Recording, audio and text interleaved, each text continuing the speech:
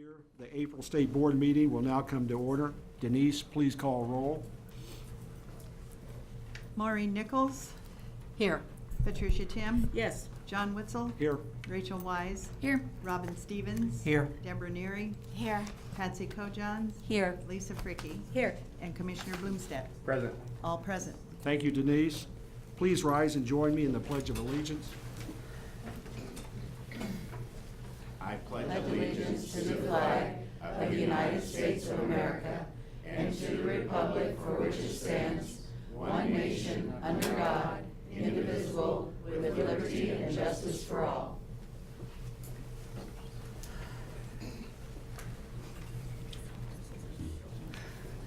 Information regarding the Open Meetings Act is posted on the east wall of this room on the south side of the door.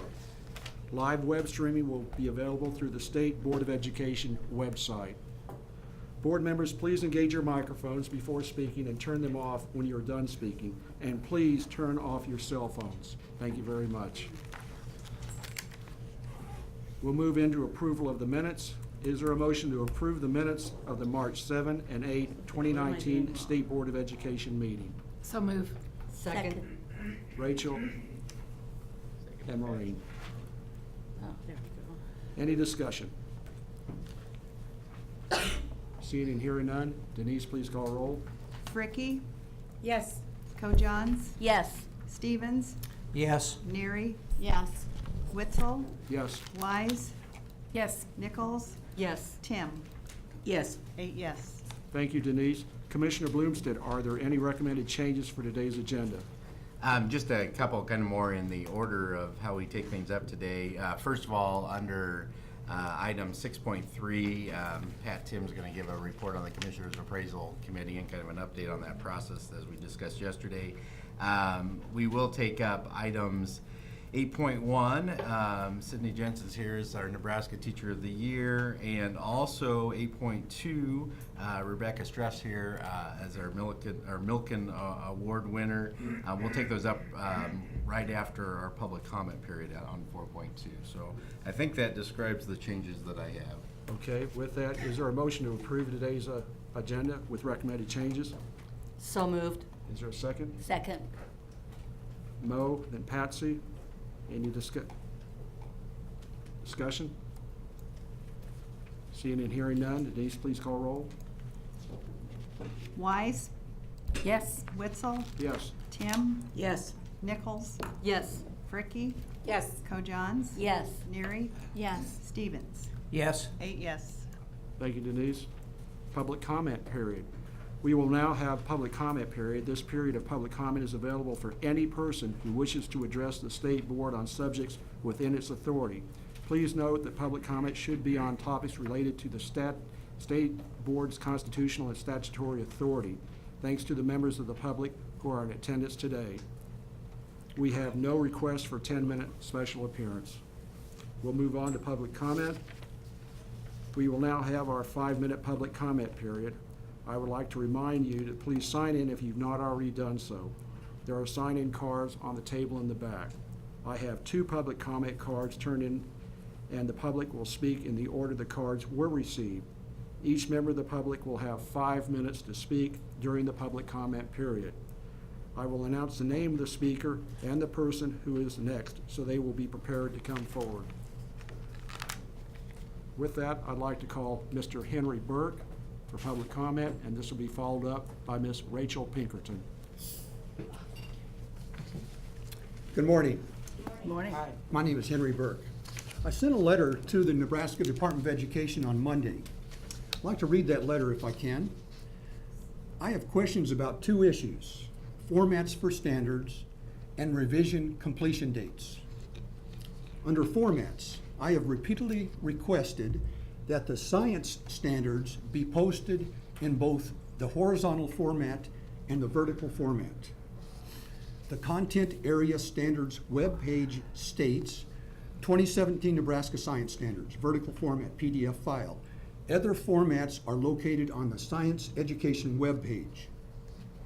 You go to the Science Education webpage, it does not show the horizontal format. The English standards and the mathematics standards are listed in both horizontal and vertical formats. Why is this an issue? Sounds like a big deal, right, that I'm making? The horizontal format allows teachers to follow a given strand from one grade level to the next. In the vertical format, this is much more difficult to do. Completion date for the social studies standards. With the passage of revised legislation, Nebraska Statute 79760.01, the state standards revision cycle was changed from 5 years to 7 years. 7 years now applies to all standards. The current social studies standards were approved on December 7th, 2012. Your standards revision timeline for all content areas shows the targeted completion date or approval by the state board as the fall of 2020. Unless you are using new math, 7 years added to 2012 would make it fall of 2019. Why is the completion date listed as 2020 instead of 2019? I cannot read people's minds, but you know, when you show an incorrect date, even though that might sound like a trivial matter, it would effectively discourage people from coming to the meeting today and addressing the board because, oh, I've got another year to do so. So I think, you know, accuracy is fairly important. There probably aren't too many people here, only Rachel Pinkerton in the public comment period to address these standards. Also, I think it's important to be responsive to the public. And when I have repeatedly asked for all standards to be listed in both horizontal and vertical, I don't get a response. I think that's unfortunate. The other aspect I'd like to mention is that on your web page, it lists the different formats or forums for the public to provide input to the standards. It lists email and snail mail and various suggestions. It does not list what we're doing today. How about listing the State Board of Education? Does this not count as a forum for my providing input to the State Board and to the NDE? I think it's an oversight. Thank you very much. Thank you, Mr. Burt. Ms. Pinkerton?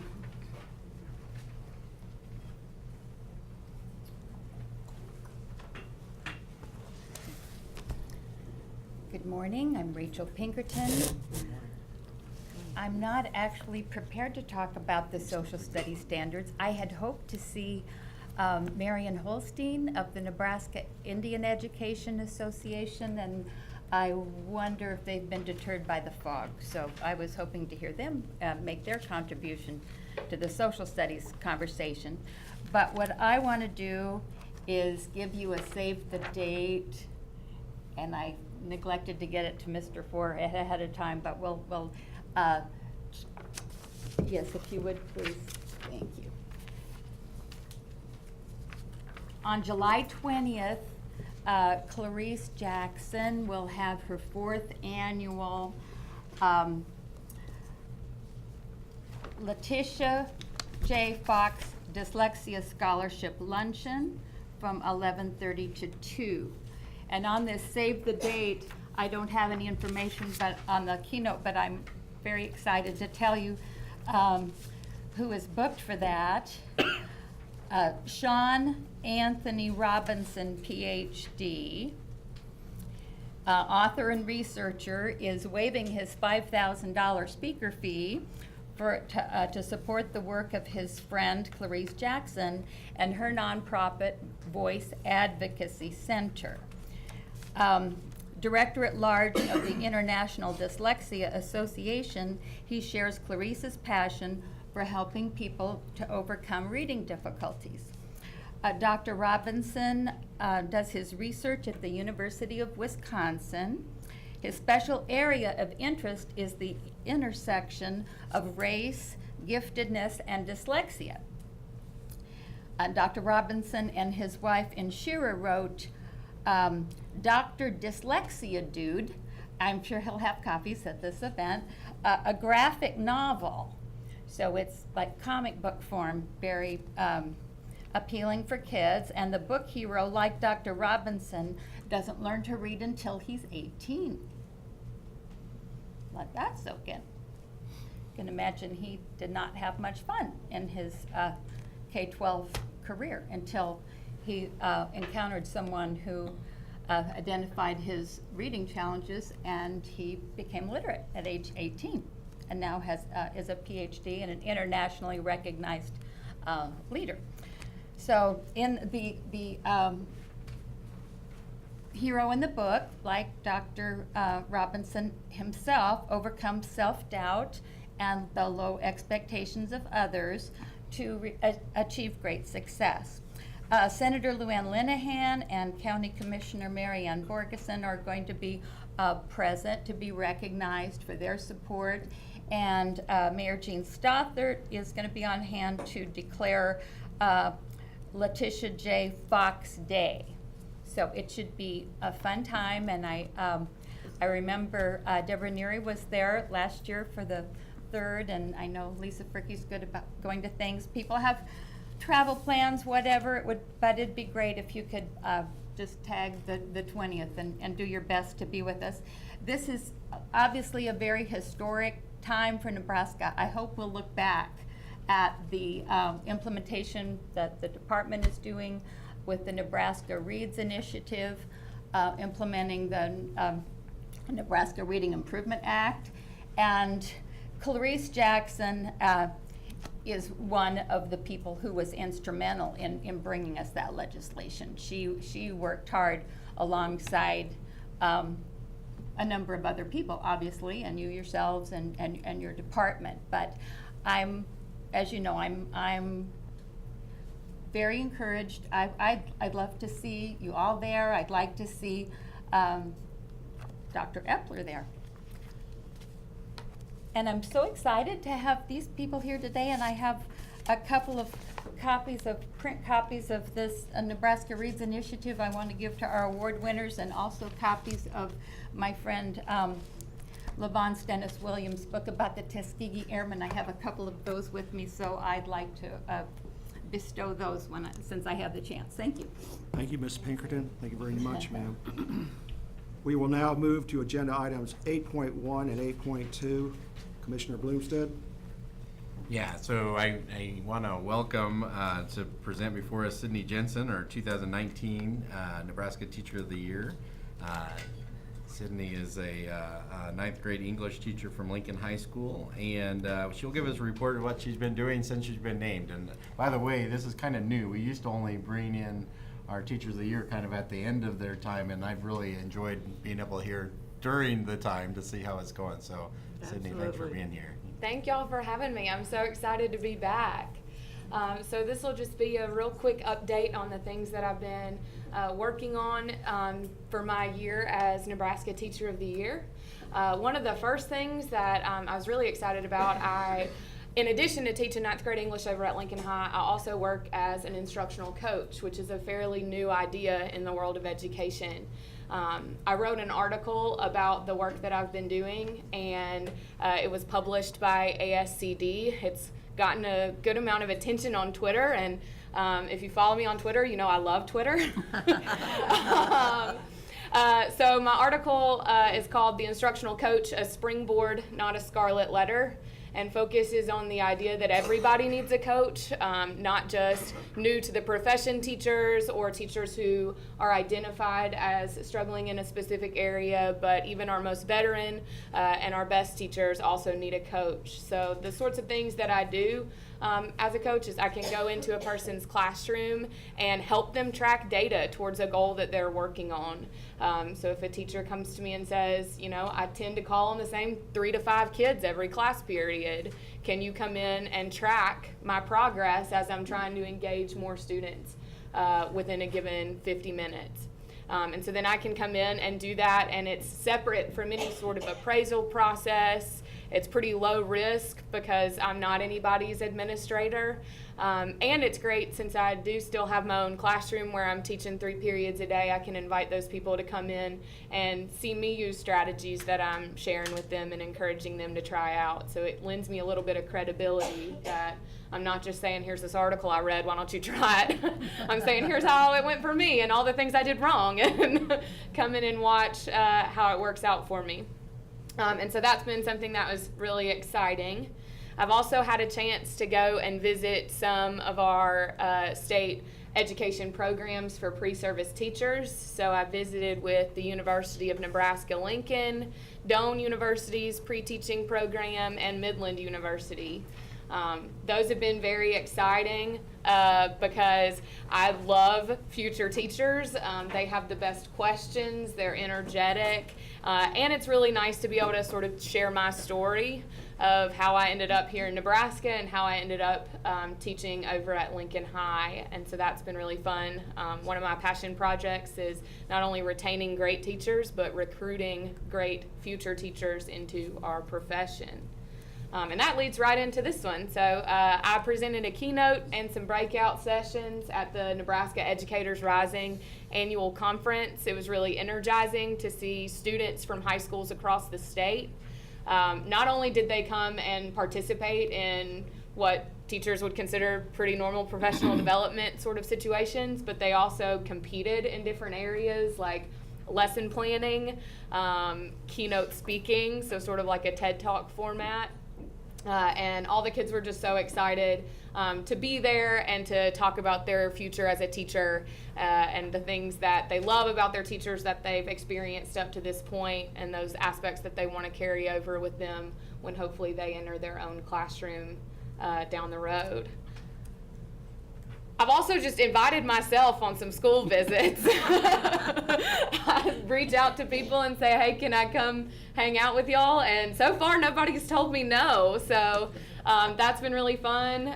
Growing up in rural Georgia, I have an idea of what a rural school looks like from a student perspective, but not so much from a teaching or a leadership perspective.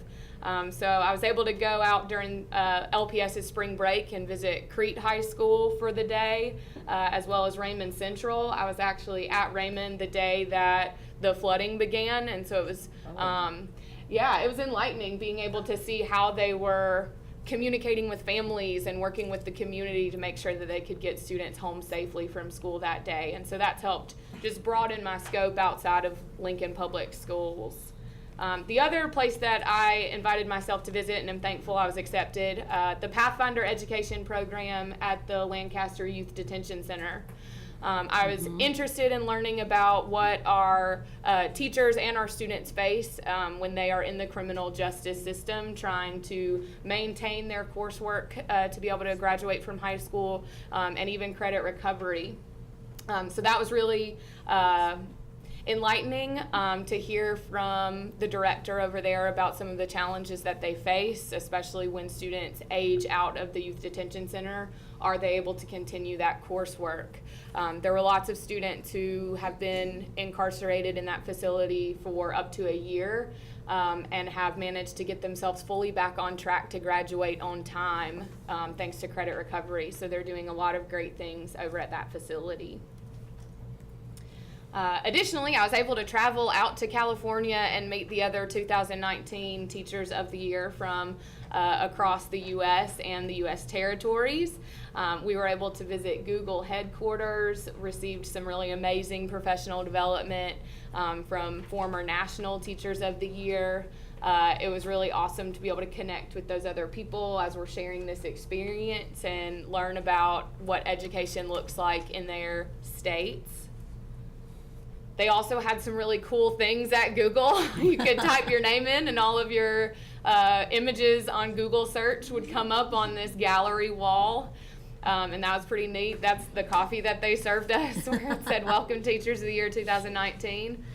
One thing that really resonated with me is something that Sarah Brown Wessling, the 2010 National Teacher of the Year, shared. She said, teacher leaders are open, not insular, vulnerable, not perfect. with my work as a 9th grade English teacher and my work as an instructional coach, I felt like that really encapsulated my experience within the profession and my experience as Teacher of the Year, and working to own the title and use it for the betterment of other teachers and our students across the state. LPS actually interviewed me for their new podcast as well, and that was a really neat experience, getting a chance to discuss the Teacher of the Year selection process. I'm working to recruit people to nominate teachers across our state for the 2020 Teacher of the Year. I've already had such a wonderful experience of growth and learning, and so I'm excited and hope that we'll have like a record-breaking number of nominees this year for our next Teacher of the Year to go through this same process. I was also able to share about some of those passion projects like teacher recruitment and retention, mental health for students and for educators, and just talk about what makes teaching so rewarding. I tell people that 2 of my favorite things in life are relationships and celebrations. And teaching 9th grade English, I really get to have both. I get to build those relationships with my students and watch them grow over their 4 years at Lincoln High. And there are lots of celebrations along the way, especially that one where we get that cap and gown picture at the end of their time at Lincoln High. It's pretty bittersweet.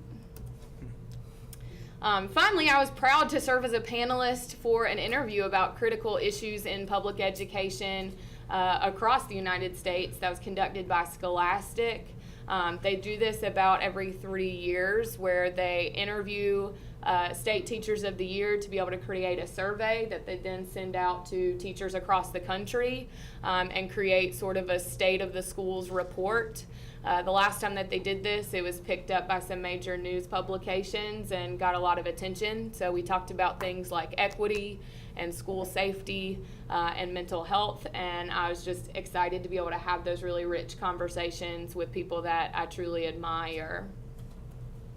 So next up is Washington Week. So all of us from across the country will travel to Washington, D.C. April 28th to May 3rd. We'll get to meet with some pretty neat people within education. I'm excited that maybe I'll see some of y'all there.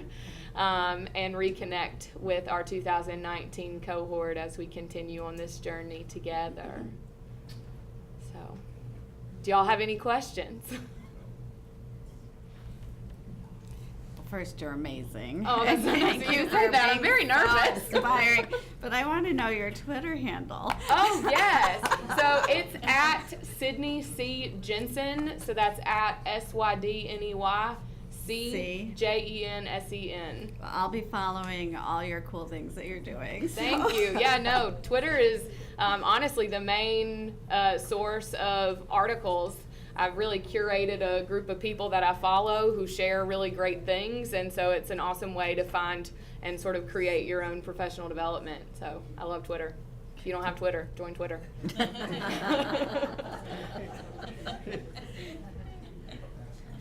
Well, I was lucky enough to watch you teach when you didn't even know I was watching you teach, and I was outside of your room. And your 2 guiding words, relationships and celebrations, so obvious in how you taught your class and your students' responses to you and their engagement in that classroom. The material you were presenting that day wasn't exactly easy, but they were tuned in, and they were tuned in because they knew you were building a relationship and celebrating their knowledge, and I did too from afar. So you deserve where you're being. Thank you. Have a great time and keep telling us all about it. Yes, ma'am. Sydney, I want to thank you for all the outreach you're doing for future teachers also. As you know, we have a shortage in this profession, and your enthusiasm, I'm sure, is impacting many times young people in Educator Rising or in college programs are still a little undecided. Yeah. And I would guess their encounters with you might tip that scale a little bit. So thank you for the outreach and recruitment you're doing for future generations of teachers. Thank you. Thank you for saying that. That's very nice. Lisa. In the future, everything that everybody said, wow, that's a lot.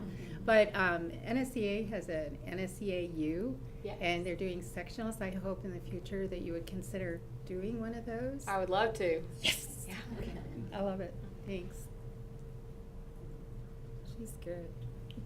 Robin? And Sydney, just so you know, the person who complimented you on what you were doing in your classroom is a former teacher of the year in the state of Nebraska. Yes, sir, I know. Okay, good. So Wanted to her make name is sure. Gold at Lincoln High. That's right. That's right. State. And by the way, I love to embarrass her. It's a lot of fun for me. Yeah, that's it. Yeah. Any other questions? Matt? Just thanks, Sydney. Thanks for being here, and it's always fun to hear you speak and learn from your enthusiasm too. So thank you very much. Thank y'all for having me.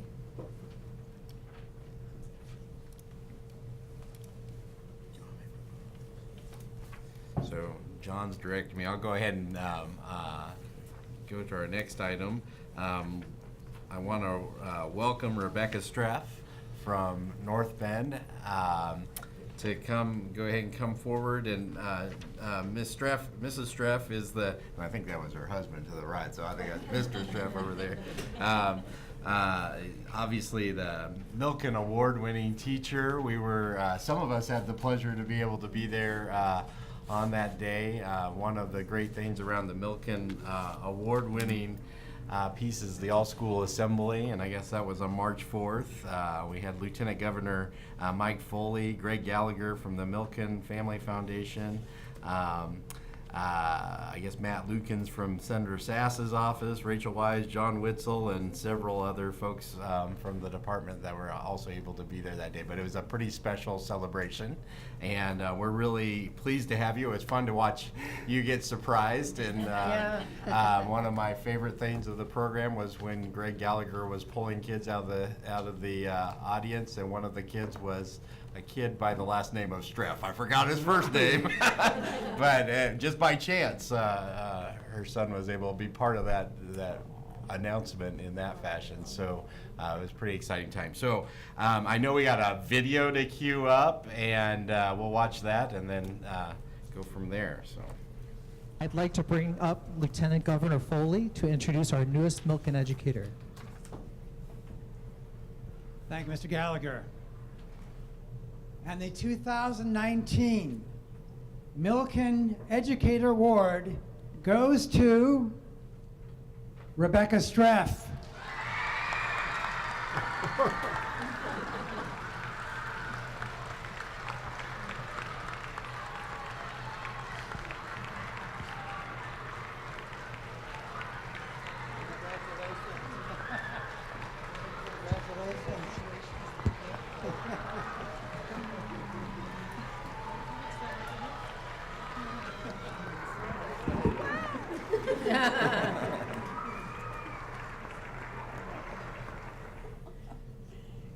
So that's pretty cool.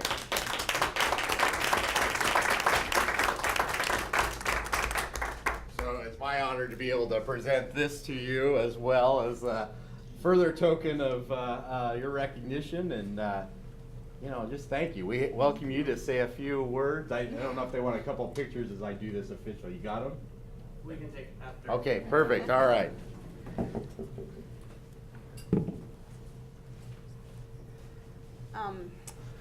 I just want to thank you for the opportunity to come here and continue to receive the award through the Nebraska Department of Education and also through Milken. A couple weeks ago, I was able to go to New Orleans and meet with other veterans of the Milken Award, as well as the 33 other new Ernie's recipients this year as well. So it was fun to see all the wonderful things teachers across the state and country are doing, and meeting different teachers and hearing different stories from Alabama to Georgia to California, and all the wonderful things that they're doing and the different connections that we can make. I look forward to the journey that this will take me. There are several outreach programs that I want to do for my students through the Milken Foundation, and so I look forward to continuing educating my students through the benefits of the Milken program and continuing to learn. And as my journey starts, I just earned this on March 4th, so I look forward to seeing what is in place for me the next couple of years, and as I continue to be an educator throughout the years. So. Thank you. Thank you, Rebecca. Yeah. You ready for questions, ma'am? Go for it. Yeah. The interrogation begins That's now. fine. Well, number one, congratulations. Thank you. And I'm not sure if all of the board knows, but the Milliken doesn't give an award out every year No. to every state. No. Nebraska, and Dr. Mann, you can attest, typically has a winner most years, don't we? And so it's a shining example to the educators that we have for our students here in Nebraska. And I'm thrilled for you. Thank you. And continue the great job that you're doing. Thanks. You're a role model for others, and I hope that Nebraska continues this mission of having stars. Well, congratulations again. It's such an honor and privilege to attend an event, so if my colleagues ever get the opportunity to do so, please do so. It's really exciting to attend, but what I enjoy then are things like, you may not know I went into your classroom because you were pretty overwhelmed with all the things that were going on, and though you weren't in your classroom, for my colleagues that are former educators, they know you can walk into a classroom and get a vibe, even when the sub is in there, of the activity and the feeling of that classroom. And it was so welcoming and inviting. Your classroom just was amazing. And the other piece that I just want to share is I had several people who are from North Bend that I know and encountered, and consistently people said they don't understand this Milliken thing and how it works, but they got it right. And so when your community supports the outstanding work you do, it's wonderful for an organization to be able to capture that and honor teaching of excellence, which is absolutely what you do. And I'd also just like to thank you for being here and for all that your community has gone through. And I know your husband's on the city council, I believe. And again, it's an expression, North Bend, of the community and what the outreach of the school and teachers and staff have done over the past few weeks is inspiring. And so, again, we support you and your family and the community of North Bend. Thank you. Sure. Thank you for being here. And when I started teaching, I don't remember who told me this, but they said, be the kind of teacher that you would want your children to have. And I wish that all children in Nebraska had an opportunity to have teachers like you and Sydney and so many others that have come to present, because every child deserves that. So thank you. Thank you. Deb? Well, congratulations. Thank And you. I have two questions. One, are you on Twitter? Because I want to follow you too. I am on Twitter, yes. Okay. But I just read the professional articles. Oh, I haven't. okay. All right. I You're not haven't published anything of those sorts yet. Okay. Or I'm still leery of posting my students Yes. on Twitter just for safety reasons. Oh, so, I get it. Definitely. I'm not very So- active on it yet. Okay. Well, I was just curious what kind of advice you would give someone who's thinking about going in the teaching profession. I think it is one of the most rewarding jobs and most important jobs there is. You are educating the future, and one of the motto of the Milken Award is the future belongs to the educated. And I think as a teacher, my goal is always to bring in people who have jobs or different jobs that my students don't typically see on a daily basis, and make those connections to them, which is when we did the writing piece, I brought in a nutritionist because we weren't understanding our research, and so they saw that as a job. But not only did they see that as a job, but we learned math and science and health in those days. And I pulled tons of standards in one day into the classroom and students' engagement, and they still talk about that type of activity. And then I just contacted one of our bankers to see if I could have him come in and talk about financing, because my students right now think that I can buy 31 iPhones with the money I have earned. And I think that is a good opportunity, though we are fifth graders. We need to still be thinking about our future and what different things we can do to invest. And so when we are done towards the end of April, we will start a financial type of project so that they can figure out what to do when they get older, how to finance. So I know we're fifth grade, but we need to start. Good for you. Patsy. Well, I absolutely love when something happens to recognize great teachers. I'm touched clear to the core of my heart every time I see a Millikan Award presented to any teacher, but especially a Nebraska teacher. And a Nebraska teacher who's living in a community that has suffered some strife here lately. And so congratulations to you. And I just want to say to you that this is also a wonderful opportunity for you to tell the story of hundreds of teachers who are doing their jobs and doing them so well. Obviously, you've been recognized, so remember that you have a job, and that's the job to recognize your fellow teachers as you go along and give them the honor too. And it'll be a little smaller than yours, but we need that honor so much for our teachers throughout the world. Thank you for being here. Any other comments?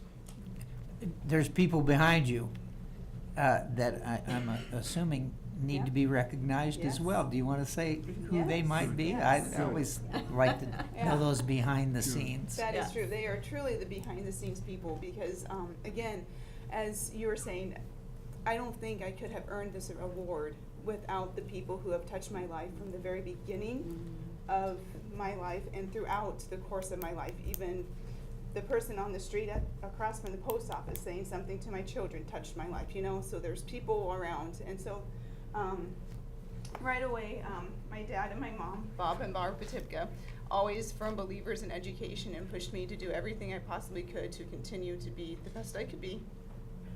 And then Mrs. Gruber, I've been able to work with her for the last 11 years. And probably the last 5 and 6 years have been the best years of my life, because we got that bond issue that brought us up. And so now I bug her all the time so that I can see what awesome things she's been doing so that we can collaborate. We have brought STEM into the classrooms for 4th and 5th grade, and the 4th and 5th graders come and join together and collaborate with each other, which is really a cool thing to see them do. And then they kind of compete to see whose STEM project went farther or did something different. And so they have really loved that. And I think when we take our classroom surveys, those are the top things that our students say that they remember the most. And whenever I need something, I always look to her. She's retiring this year. So we'll miss her dearly, but I'm going to be texting her often. This is a former student of mine. She is graduating this May and is going to be a teacher. Oh, good. It's been fun to watch her grow as a student from 5th grade all the way through high school. That's one of the wonderful things I love about a small town. I can see my students and their high school careers, and they are now becoming role models for my own children. And I think that is such a cool thing to have happen. And so it's been fun to watch Cassidy grow and become an educator. And I look forward to when she starts her next job next year and seeing all the different things that she does and the different ways that we push each other. Because she'll text me and ask what's going on, and I tell her a thing or two, and we move on. And then, of course, my husband, he's always, again, he's a role model and a support system. And as you know, great influence to the community, being on the city councilman and helping with the floods and taking 2 weeks out of his life to help save the community. So, and he's also a social studies teacher and assistant football coach and head wrestling coach. So big impact to the community as well. And Tessie Beaver is my principal. always willing to, when I have a crazy idea that will help benefit students, she jumps right on board with it. So I'm very appreciative of her support and the guidance that she has given me the last 4 to 5 years that I have known her as an administrator. One of the best, so thank you very much. And then my mother-in-law in the very back. She's known me a very long time, and it's wonderful to have her support as well, and has guided me and helped me to also become, and her patience with me is also very appreciated. So yes, these are just a few of the people who have helped shaped and molded me, and there's been so many others that I've been blessed with, so thank you.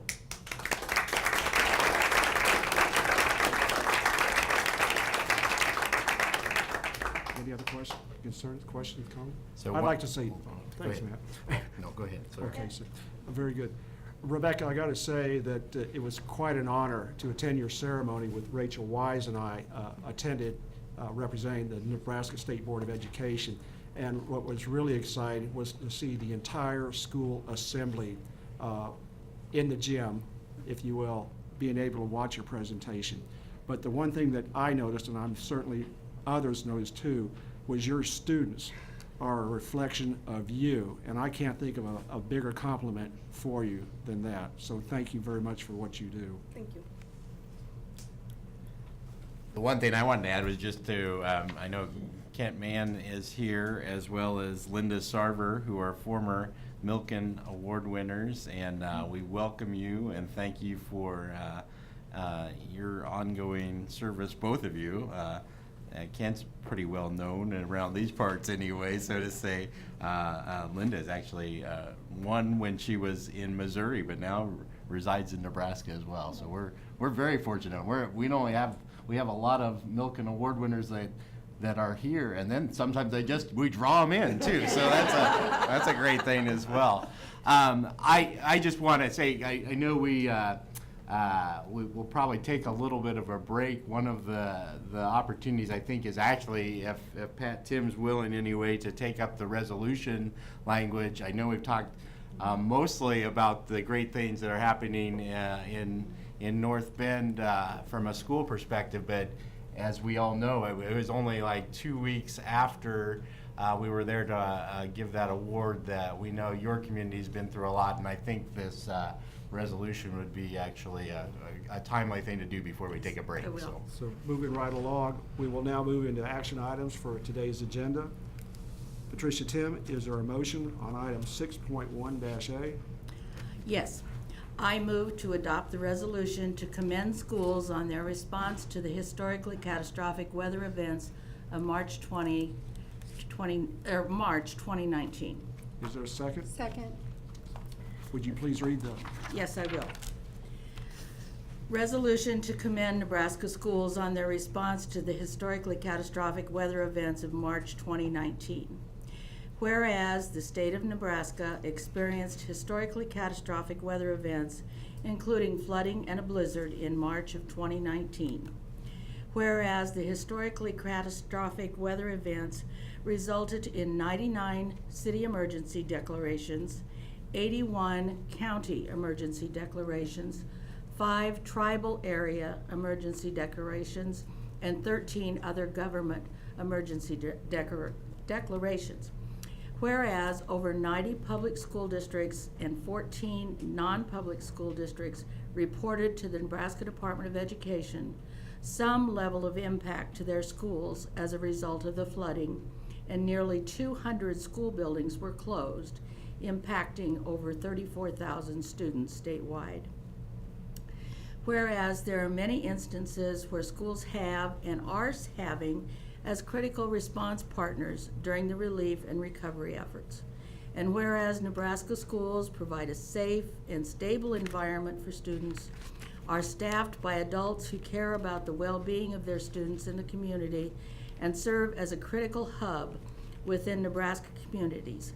Now therefore be it resolved that the State Board of Education commends Nebraska schools for the tenacity, resilience, and stability provided in the aftermath of the historically catastrophic weather events that occurred in the state of Nebraska during the month of March 2019.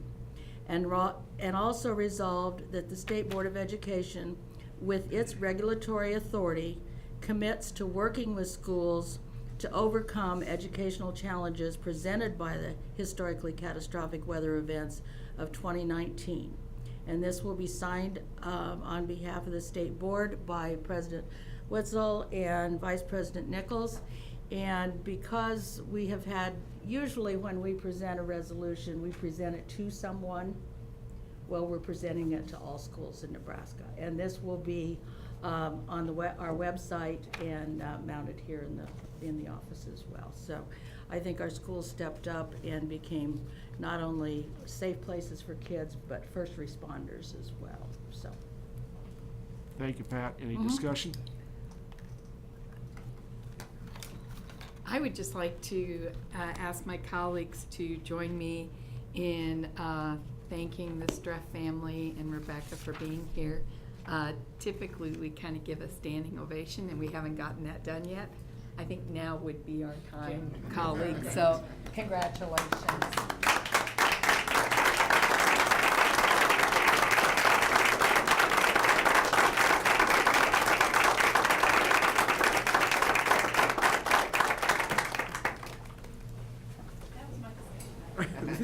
Okay. Any further discussion items? Seeing and hearing none, Denise, please call roll. Yeah. Nichols, Yes. Tim, Yes. Witzel, Yes. Fricky, Yes. Co-Johns, Yes. Wise, Yes. Stevens, Yes. Neary. Yes. 8 yes. Thank you very much, Denise. With that, the board will take a 10-minute break.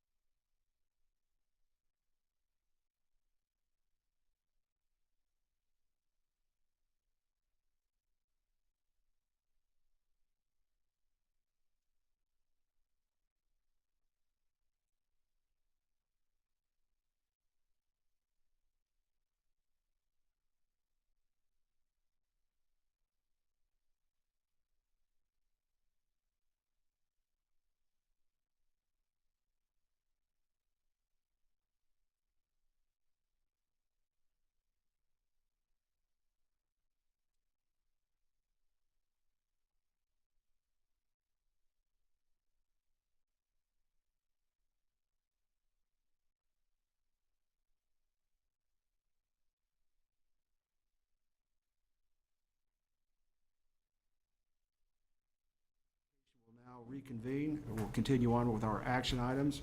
In regards to the Legislative Committee, there is no report today, no action items for today, so we will move on to the Commissioner's Appraisal Committee. Pat, do you have a report? Yes, we're just going to do a quick review of where we are so far. We had a review of the electronic appraisal system, and that was done within the committee, and then we also did that this morning with our other board members so that they had the same chance to review. The committee decided to retain the requirement for board members to enter a comment for each performance standard, even if you only decide to put no comment. The appraisal summary report will be provided to the committee on April 22nd, barring any unforeseen complications. Due to confidentiality concerns, we have checked into that, and the appraisal summary report will be sent. We have talked to legal counsel, and it will be handed out. Demonstration for the other board members, and I commented on that. They met this morning and could review as well. There was a discussion about asking the commissioner to update evidence on a quarterly basis and then providing a subsequent quarterly review of evidence for a certain window of time, and that would be done electronically throughout the year as well. A committee conference call the week before the May board meeting is no longer necessary, so we'll just move on to the May meeting. I sent a copy of the commissioner's current job duties to the board for their review and input, and we discussed those, and they will be reviewed not for this year, but we will look at that to see if we want to make changes in the coming years.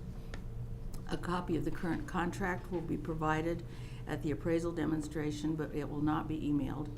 In addition to the typical contract revisions, effective and termination dates, salary change, and so on, the following amendment was requested. No later than April 15th of each year in the term hereof, Dr. Bloomstead shall prepare and provide to each member of the state board a written report setting forth in detail his performance with respect to his work toward the performance standards and target goals established for the evaluation period. The committee's intent is to maintain 2018-19 performance standards and indicators in the 2019-2020 appraisal form. However, 2 of those 3 performance targets will be added in June.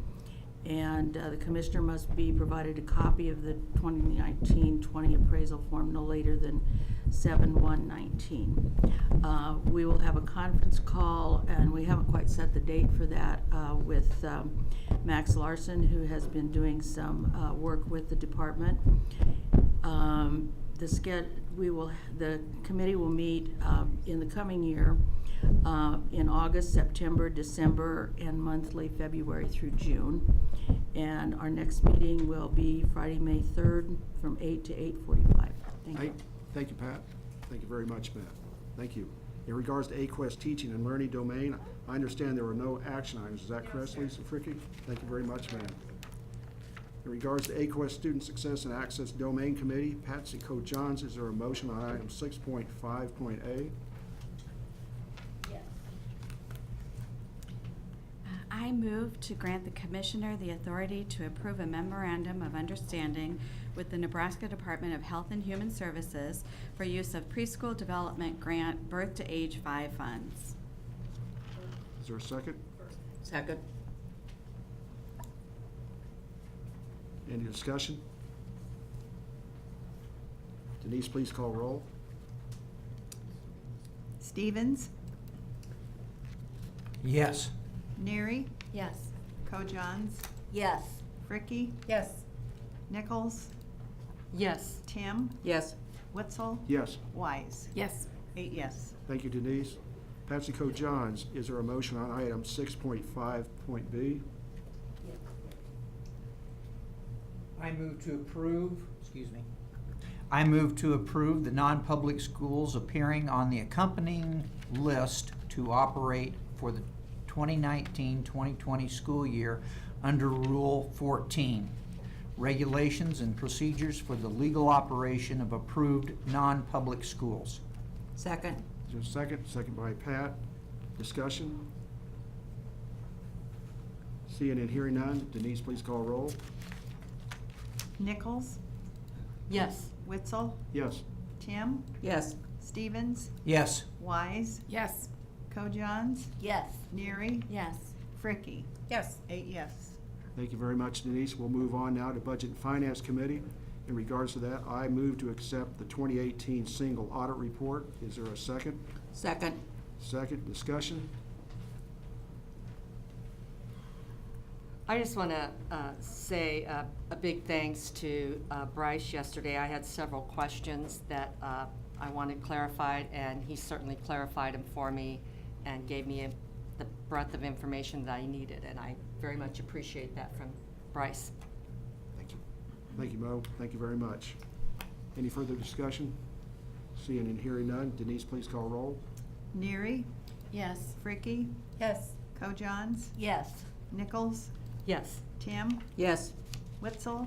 Yes. Wise? Yes. Stevens? Yes. 8 yes. Thank you, Denise. I move to purchase the new replacement computer equipment, software licenses, and maintenance agreement for NDE PK through 12 programs. Do I hear a second? Second. Discussion? Seeing and hearing none, Denise, please call roll. Stevens? Yes. Neary? Yes. Fricky? Yes. Cojones? Yes. Nichols? Yes. Wise? Yes. Witzel? Yes. Tim? Yes. 8 yes. Thank you. Moving on to approval of the consent agenda. Is there a motion to approve the consent agenda? So moved. Second. Thank you. Discussion?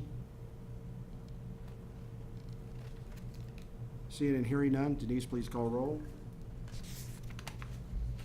Fricky? Yes. Cojones? Yes. Neary? Yes. Stevens? Yes. Wise? Yes. Witzel? Yes. Tim? Yes. Nichols? Yes. 8 yes. Thank you very much. Commissioner?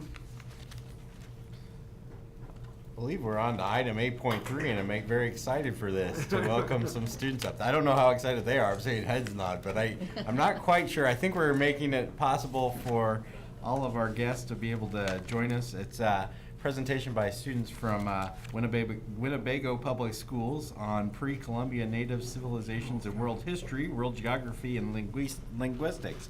By the way, and they can probably tell you a little bit more. They had, out of the blue, a window blew out of one of the, however they're driving, so they had an experience already today.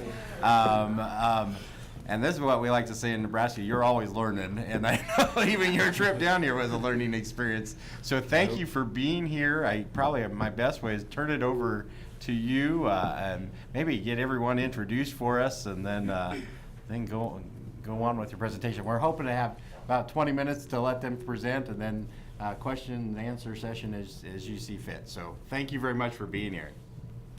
To start, I'd like to say good morning to all of you. My name's Samuel Farmer. I'll be speaking today, as well as Marcus Walker. And with us we have Alea Frazier and Gavin Farmer, Kiana Lewis, and Kay Earth. We're all members of the Student Council in Winnebago. And a little over a month ago, my grandmother approached the Student Council with the information that the State School Board would be revising the social science curriculum this year. So we decided that we wanted to give a couple speeches regarding what we think should be implemented into the curriculum. To start, Marcus will be speaking about world history and pre-Columbian societies. So, start with that. Okay. If there's one thing social sciences should provide to students, it is a full understanding of who they are as human beings. When it comes to being a productive member of society, a broad level of knowledge is required. Public education was implemented in the United States in order to give its citizens the knowledge they would need to be a part of the Republic.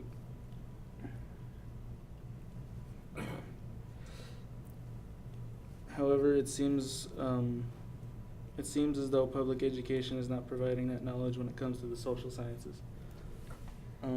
3 credits of social sciences are required to graduate. In the typical classroom, these credit hours are primarily filled with 2 American history courses and 1 American government course. Instead, it should be required that students take at least 2 world history courses, and there are a couple reasons why. In modern times, the different societal entities in the world interact constantly, and my eyes hurt. And at this point, most of the entities are vital to the continued existence of human society overall. Because of the extremely interconnected nature of all the countries in the world, it is important that people have a good understanding of world history. I can say that's important too, because I didn't know pretty much anything about the pre-Columbian societies until last year and this year when I started taking college classes.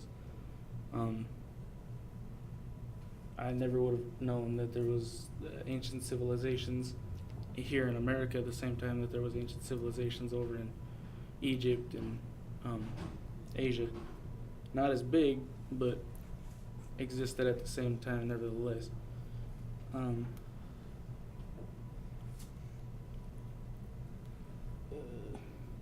It is impossible to make good decisions for your country if you don't understand the nature of the issues facing it. A major portion of the issues facing the United States are foreign. Without a good knowledge of world history, you're not going to know how to form your own opinion on those issues. If you can't think critically about these types of issues, how can you effectively use your vote? Putting more emphasis on world history in the social science curriculum would empower every citizen's vote by making it informed. Beyond the benefits of expanding the focus of history from the United States to the entire world, there are negative things that come to skewing the focus to the United States. American history is detrimental to the students' understanding of who they are as human beings. High school is the time when people develop their worldview, and they can't develop a good worldview if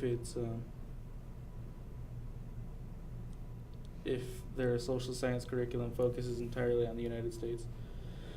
This focus skews a student's ability to think about the entire world, which is not good in a globalized society. This causes a lot of misunderstanding between different cultural groups within American society. A prime example would be the commonly held view of the pre-Columbian Native Americans, which is that they were uncivilized and did not have societies as complex as the ones that existed in Europe, Africa, and Asia. This view couldn't be more wrong. Complex human society has existed in both American continents multiple times long before Europeans sailed here.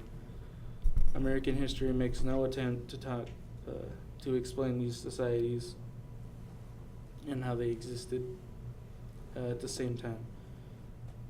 Maybe this is because information about these societies is only recently being discovered, but it is something that should be taught now that the information is there. As a Native American, the absence of knowledge negatively impacts my understanding of my people. There are thousands of years of rich history on these two continents that predate any European contact, and that the perspective is not provided in the social science curriculum. The Olmec civilization from modern Mexico started shortly after the Egyptian Empire and lasted longer from beginning to end.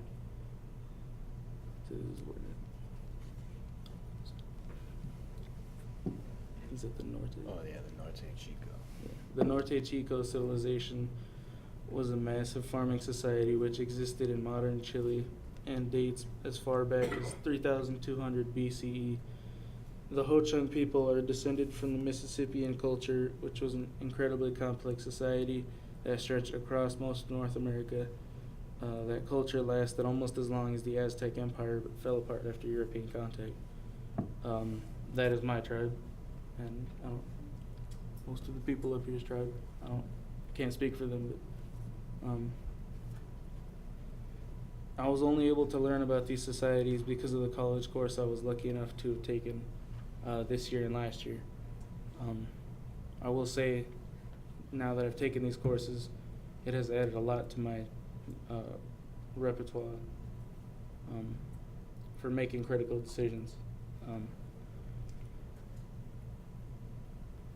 These are things high school students should be learning. Human society has reached the same level of magnitude and complexity on every continent that it has developed on. And that perspective is absolutely necessary in any social science curriculum.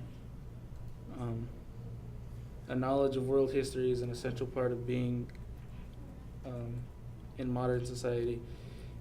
If you don't know about or understand the events that have gotten us to where we are now, how can you look forward with the knowledge to make the right decisions for the future?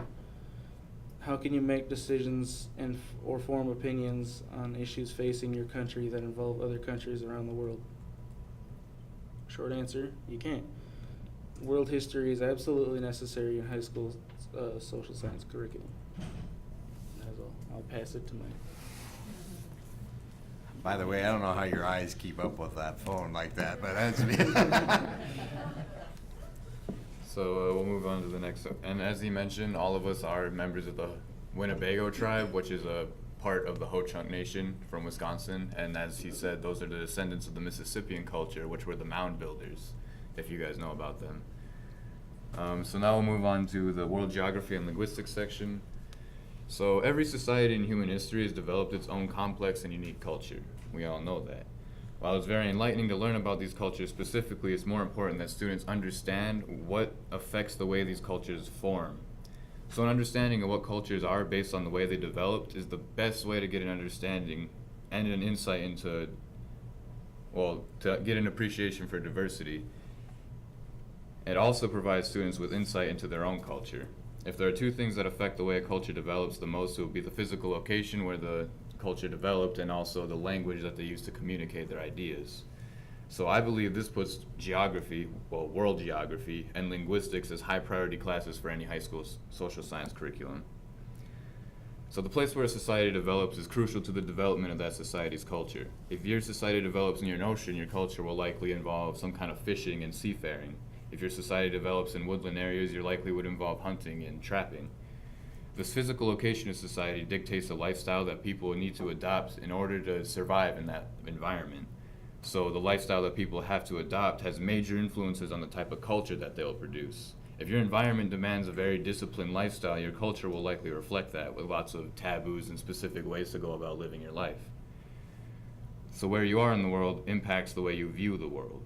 This means knowing where people were when they began their civilizations is very important in understanding how those people developed culturally, and gives additional insight into the history of those people's societies. If students are not learning about what things affect the way a culture develops, they're not going to be able to thoroughly analyze their own culture. Because, if you can't analyze someone else's, how are you going to analyze your own?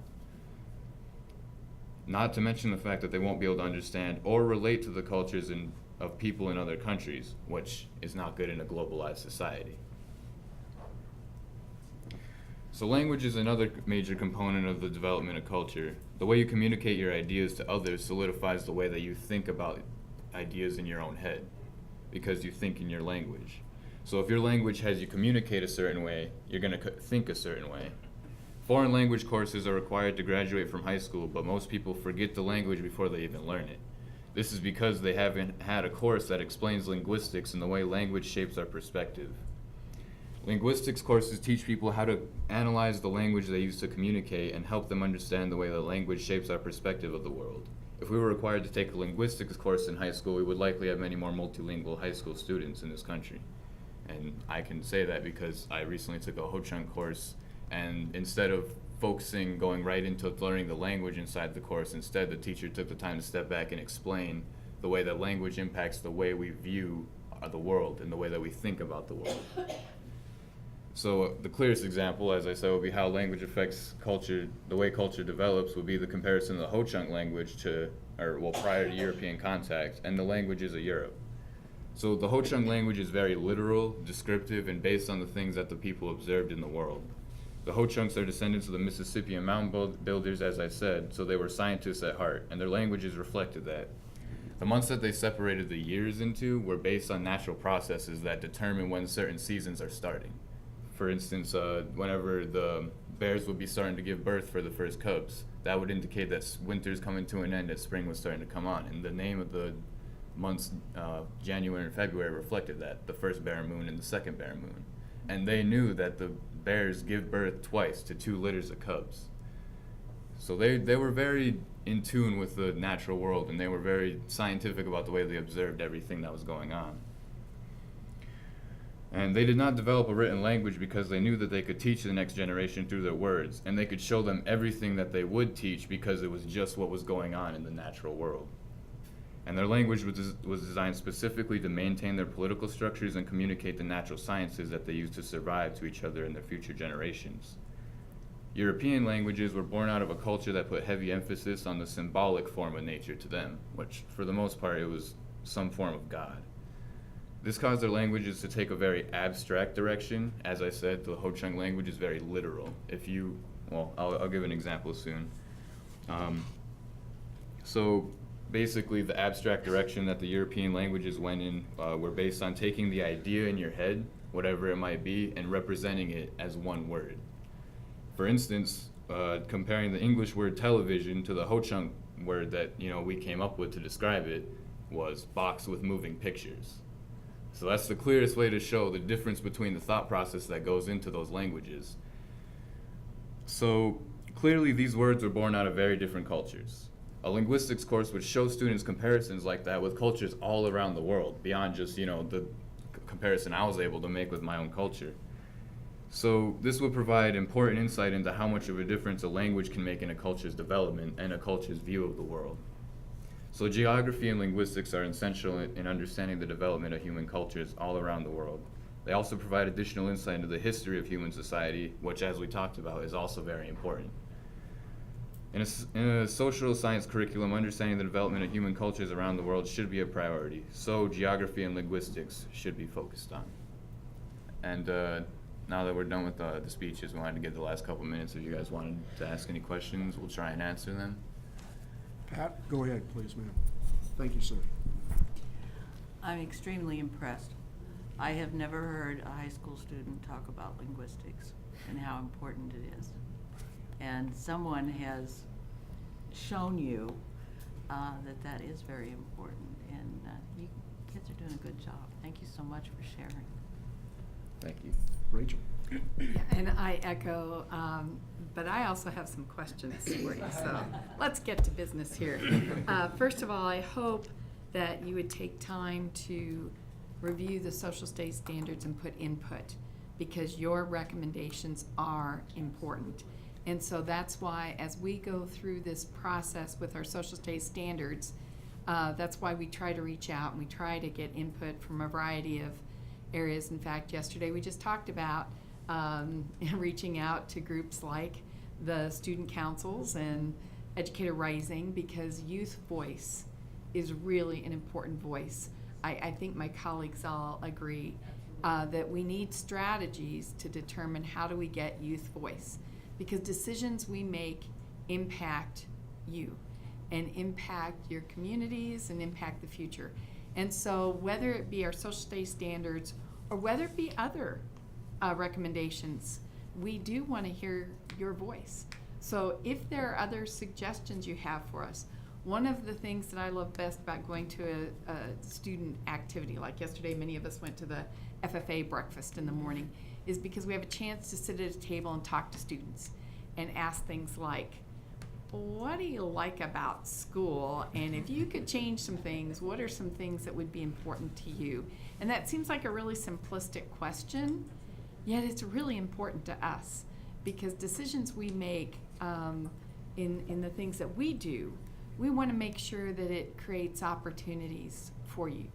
Now there is that place across the street called the legislature that sometimes makes decisions that we all have to live with.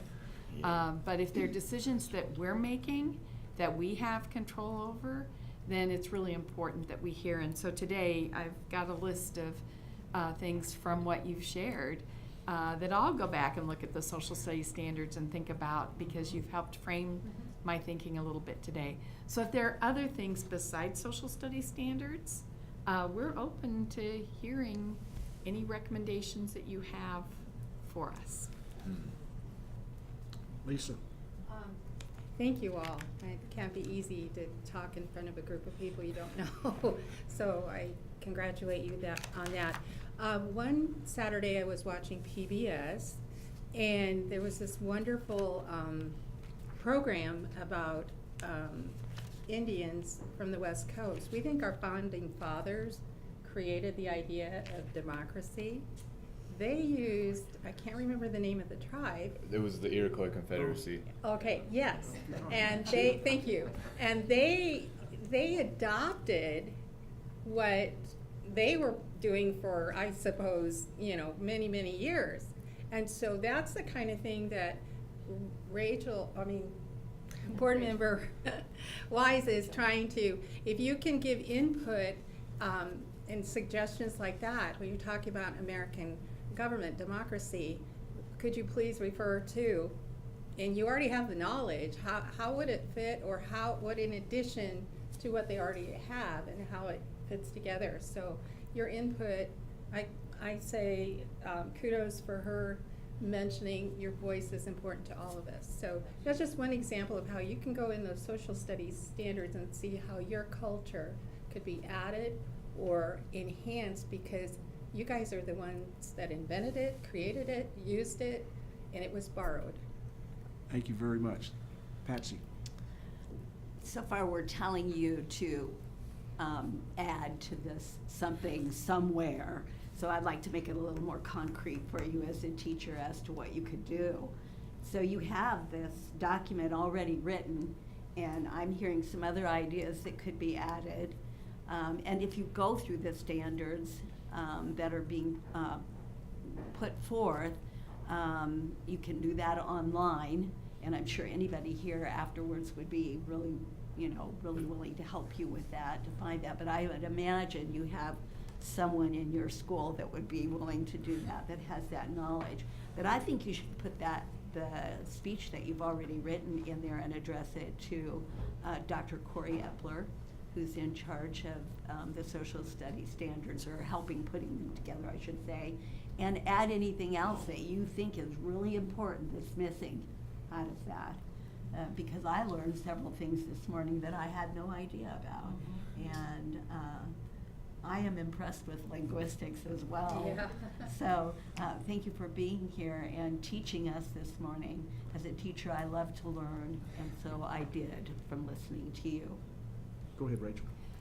Just do a podcast or a YouTube video of what you just shared with us, or you can probably clip it from ours and get that out, because you did just educate a lot of people.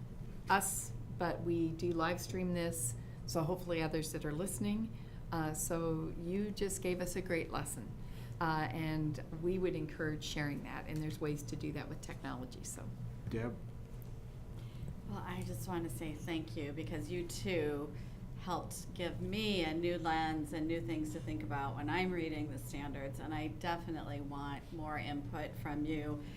So we appreciate your time today, and also, you just inspire me that, we want our people, our communities to be civically involved, and you are a perfect example of how we would love to have more youth voice and have young people be involved in the policy making process. This is huge. I know Mr. Burke mentioned this morning that we want more people to know that this is an opportunity, and I'm so incredibly impressed that you guys took the initiative and you're here. So thank you so much for being here.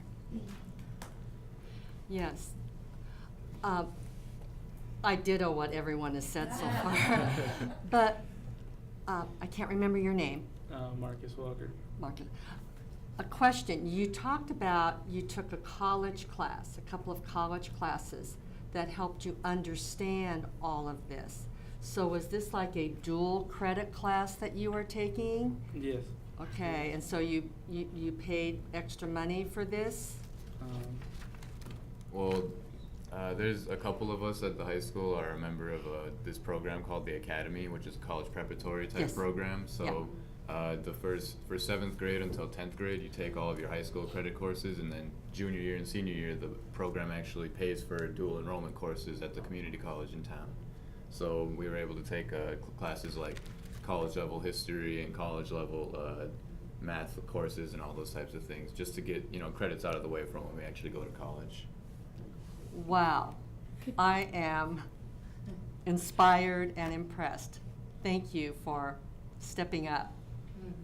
Could you share just a little more about that relationship? Because, you know, I'm blessed. I live in the area and I've been in the area, and Marion has certainly educated me on many things, but it's a very unique concept of the academy you have.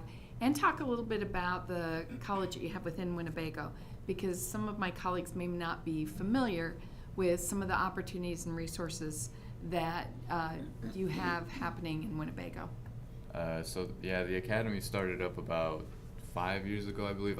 Me and Marcus are members of the first cohort, so we kind of the guinea pigs of the whole operation. But we'll be graduating this year, and we'll be going off to UNL hopefully. So that's really the plan for the academy, is to get, you know, students to come through, take these college level courses, and get a new level of knowledge and stuff from the curriculum that they learn in high school. So whenever they do go to college, they're not, you know, taken aback by how intense everything is, because in Winnebago the curriculum there isn't exactly as high as it could possibly be. So they wanted some way to give the kids who are wanting to go to college the opportunity to do that without having a lot of hardship. So that's basically the whole reason the academy came to be. The actual program itself is put on by the public school itself, so it's all funded by the public school. They are also, there's a collaboration between the Nebraska College Preparatory Academy out of UNL and the academy down in Winnebago, so we're going to be receiving the NCPA scholarships that come along with that. Whenever we do, that's the reason why me and Marcus are going to be attending UNL, is because of those scholarships. So the academy really is just, as like I said, a college preparatory program. Is just designed specifically to make sure that more Winnebago kids are going off to universities and getting degrees and bringing back that education to the tribe, and, you know, making things happen for the economy there.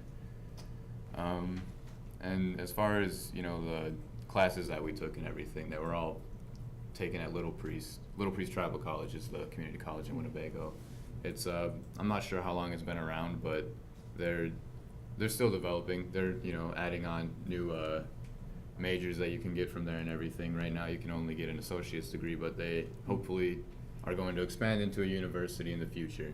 And maybe, you know, scholars coming from the academy will be able to help that happen. So that's what's going on there. Go ahead. We've heard from 2 of you. There's 3 others.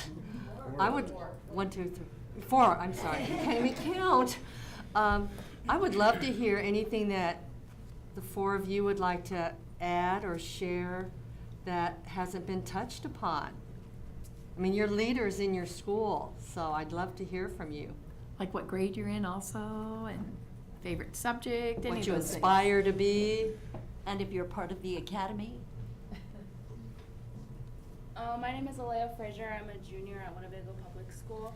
I was in the academy, but last year I was dismissed because I couldn't keep up with the work I had. I switched schools a lot back and forth. But from the early stages of elementary, I went to a predominantly white school. And when we got to social studies and learned about Native Americans, not many people in my class knew what they were. And I was in Sioux City, Nebraska, or Iowa, Sioux City, Iowa. Sorry. And they didn't know that just about 20 miles away there was a reservation. And I got asked all these questions, you know, oh, they still exist, you guys live in triangles. And I didn't know because I went to a white school all the way up until 5th grade. And so I didn't know how to, you know, tell them because I didn't know much because I wasn't raised on the reservation.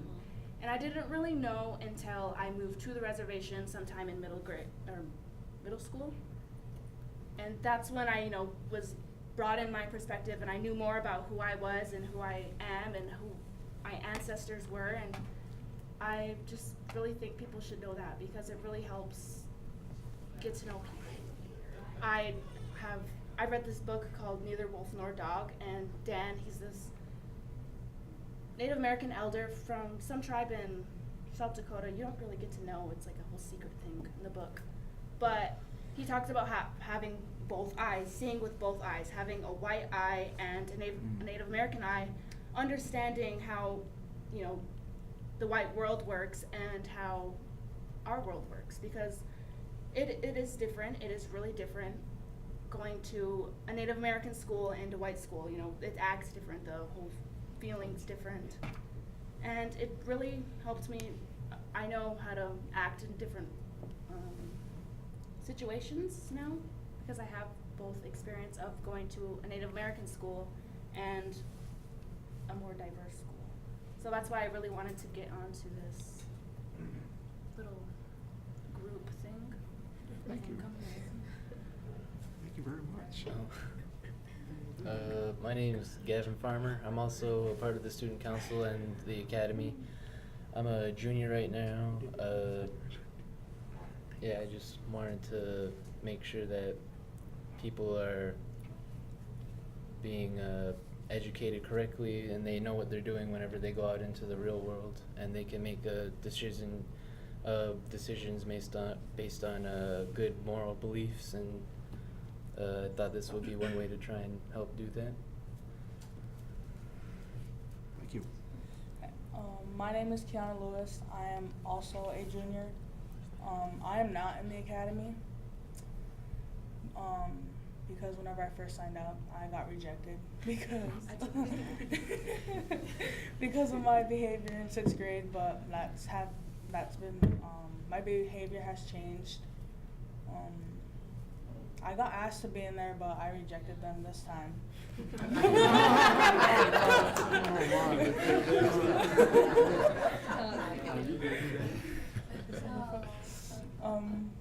I don't know, you stay in the classroom all day with the same teacher, and I didn't really like that thought. You change sometimes, when you're in high school, but I don't know, I like switching, and I like being in general ed classes and stuff. And next year I'm going to be taking a Comp 1 class as a senior, so.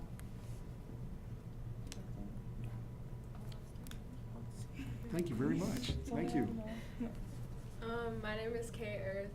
I'm a senior. I'm not in the academy. I just really came here to support my classmates today. They talked about really important topics, and yeah. Thank you. Thank you so very much. Lisa. I just have one question. You're all on the student council, right? Yes. And what is your outreach to other high school students? How do you communicate you get together and you talk about important things in your school and the way things should be or could be or you want to be? Is that correct? And so how does your outreach in communicating that to your other fellow high school students? How do you mingle that? Winnebago is a very small town. There's less I than know. 1,000. I 700 actually people. tutored there when I was in college, so. So in the high school, there's barely over a couple hundred people there. So really, everybody's kind of friends with everyone. You would know who everybody is in every single class. So the communication just comes from, regular everyday interactions. Mm-hmm. It's just a matter of, speaking to your friends and everything, talking about whatever events going on in the school. And that's basically how the word gets around. It's just word of mouth. It's, I don't know, the easiest way for things to get done, I guess.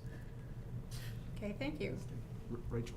See, you're here, spend the day. They're gonna get tired of me pretty quick up here, but did any of you take art classes? I think Mr. Meddy, is he still, has been there 40 years. And I will tell you, if you ever have an opportunity to see some of the most creative, outstanding artwork, it comes from your students for a long period of time, to see some amazing artwork and the commitment that Mr. Meddy has made for a long time at Winnebago. Thank you, Rachel. Robin. Thanks. I always want to make sure I understand what you're asking for. Am I hearing you say that you would like to see a requirement of 2 world history courses and 1 linguistic course? Am I hearing that correctly? Yes. All right. Okay. And always important to recognize those people behind you. So you might want to introduce them. Yeah, so like I said, the person who introduced the idea to us was my grandmother, Marion Holstein. She's a member of the school board and everything. She's a big part of the community in a lot of different ways, and you know, I'm really happy that she brought this to my attention. And Jeffrey Johnson, one of the leaders of the student council for us. The other half is not here. That would be James Goebbels, but Johnson made sure that we got up here and made sure we were able to give this presentation. He's I don't know how he holds us together, but he does it. So you know, really proud of that guy. Is he one of your teachers? Or Yeah, he's also the principal? math instructor at Winnebago too. Well, one of them. So really happy to have those two with us. Just then a couple other comments. There are people right behind you, further back there, that are very interested in our social studies standards. If you get an opportunity to, Henry, would you raise your hand so they know who they're talking to? All right. And who's that young man with you? Bob Julian. And so those are two guys that you might want to touch base with as well. They're here regularly, and they try to keep us on our toes. All right, where is Kylista Harden? I'm looking at my notes here. Tell Kylista she missed a good time, as well as William Wingate. Is that correct? Yeah. All right, tell them. Yeah. They really missed out. Definitely let them know. But really thanks to all you, and especially you, the rebel.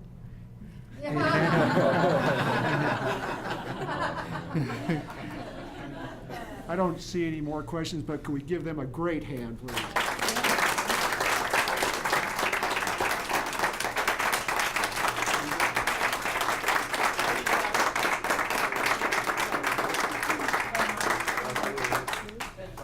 And the board will take a 10-minute break.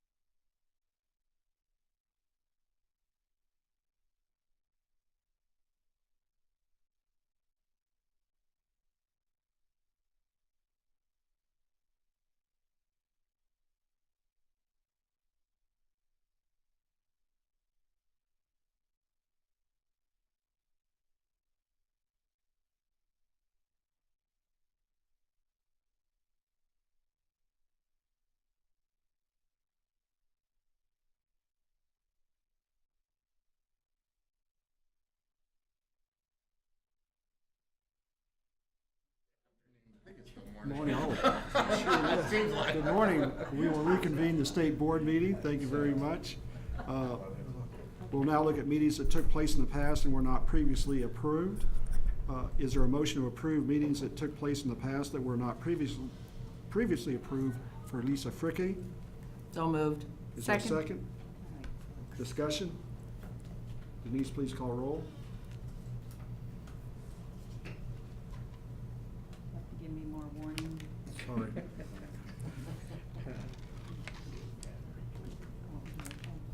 Yeah. Ricky, Abstain. Co-Johns, Yes. Neary, Yes. Stevens, Yes. Wise, Yes. Witzel, Yes. Tim, Yes. Nichols. Yes. 7 yes, 1 abstain. Thank you very much, Denise. Is there a motion to approve meetings that took place in the past that were not previously approved for Patsy Co-Johns? So move. Is there a second? I'll second. Second. Any discussion? See any, hearing none?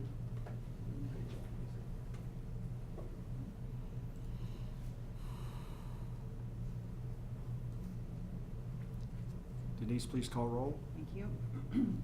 Ricky, Yes. Co-Johns, I courteously abstain. Oh, Neary. courteously. Woo. Did you say Neary? Neary, Yes. Stevens, Yes. Wise, Yes. Witzel, Yes. Tim, Yes. Nichols, Yes. 7 yes, 1 abstain. Thank you, Denise. Is there a motion to approve meetings that took place in the past that were not previously approved for Robin Stevens? So moved. Is there a Second. Second, okay. Pat, second by Rachel. Any discussion? Seeing and hearing none, Denise, please call roll. Nichols, Yes. Tim, Yes. Witzel, Yes. Wise, Yes. Stevens, Abstain. Neary, Yes.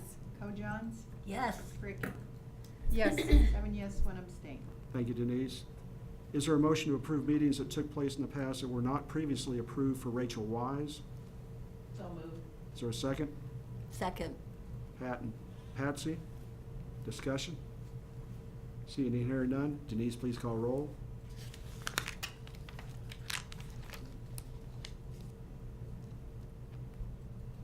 Wise, Abstain. Witzel, Yes. Tim, Yes.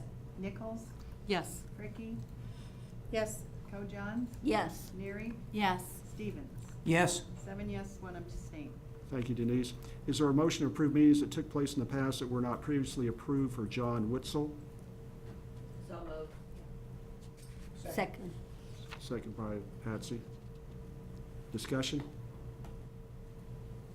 Seeing and hearing none, Denise, please call roll.